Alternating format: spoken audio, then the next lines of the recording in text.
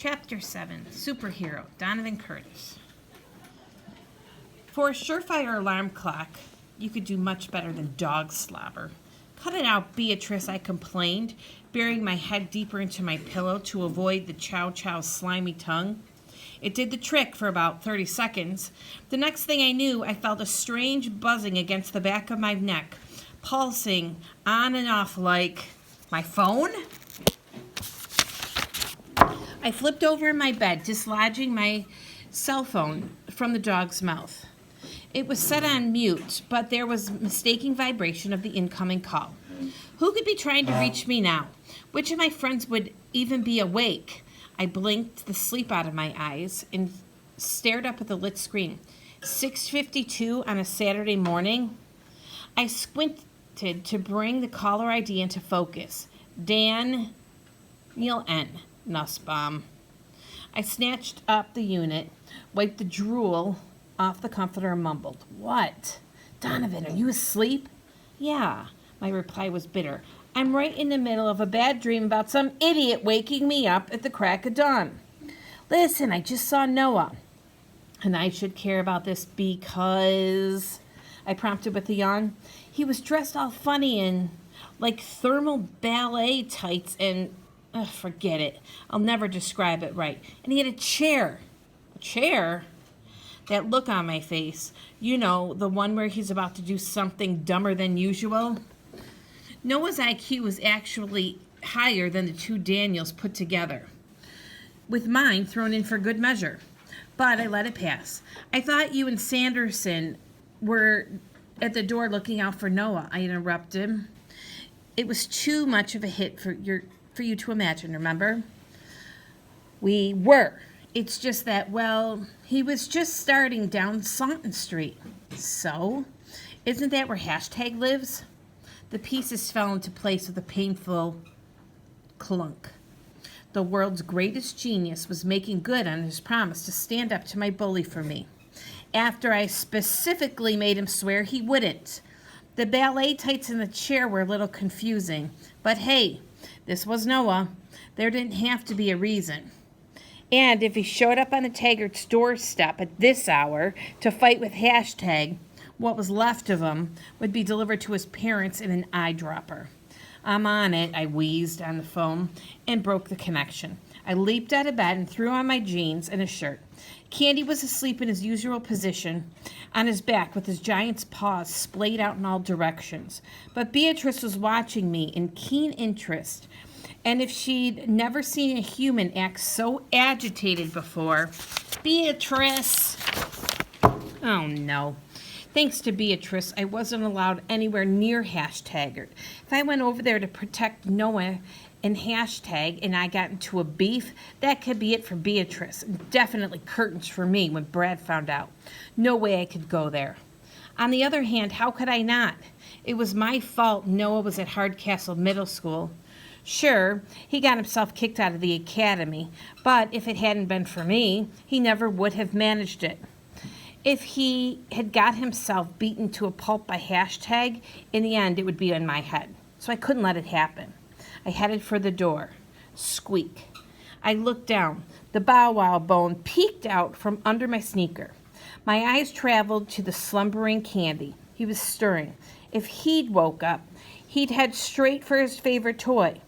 When he really got going with that thing, it could disturb the whole house. The last thing I needed was for Brad to search for me and find me on the street I wasn't supposed to go on. I carefully tweezered the bow wow bone between my thumb and forefinger and eased it silently into my pocket. Candy rolled over and returned to sleep. I tiptoed out the door and hit the sidewalk. Saunton Street was at least a mile away, but I sprinted the full distance. Maybe I should have taken Brad up on a couple of those early morning runs. My lungs were on fire when I rounded the corner, hoping against hope that I wasn't too late. Nope, there he was, plodding up the sloping pavement, the weight of the chair under his arm, bending him over right. Nussbaum wasn't kidding. Those tight pants were practically spray painted onto the skinniest legs in Hardcastle. From the bottom of the hill, he looked like a candy apple with an extra stick in it. Even among geniuses, Noah was special. Struggling for breath, I rasped, "Noah?" He turned, spied me, and hurried on. What a kid. He was determined to get himself massacred on my behalf. Gasping for breath, I no longer had. I pounded up the steep street. "Stop!" I tried to call, but it came out a pathetic wheeze. Forget it. I was going to have to physically tackle the kid on #'s front walk. Half dead, I overtook Noah from behind and clamped my arms around his puny shoulders. I had no wind left, so I just stood there, sucking air and holding on for dear life. He had the nerve to pretend to be surprised to see me. "Hi, Donovan. I didn't know you got up this early." There were a lot of things I could have said, but all I had breath for was go home. He tried to spin away, and his entire sweatshirt tore down the middle and wound up in my hands. At once I realized what his getup was supposed to be. The folding chair was a telltale sign. He was a WWE wrestler. Bare chest, tights, and boots. Except he didn't have much of his chest. His ribs, though, you could count every last one of them. The metal giant honestly believed that if he dressed like a wrestler, he could intimidate a guy like #. I would have laughed in his face, except for the fact that he was doing this for me and my family. I may have been lower in the pecking order than the deranged Chow Chow and her mongrel pup, but to this crazy kid, I was risking life and limb for. How could I yell at him? You know, if I had enough lung power left for yelling. "Noah," I said gently, "if you take on #, you'll be a grease spot in the sidewalk." He shook his head vehemently. "I've been training. Watching The Undertaker on YouTube isn't training." A tanker truck came laboring up the hill, gears grinding. I guided Noah back a few steps, and the truck made a wide three-point turn and reversed onto the sloped driveway ahead of us. The logo on the tank read, "Ogden Propane Delivery."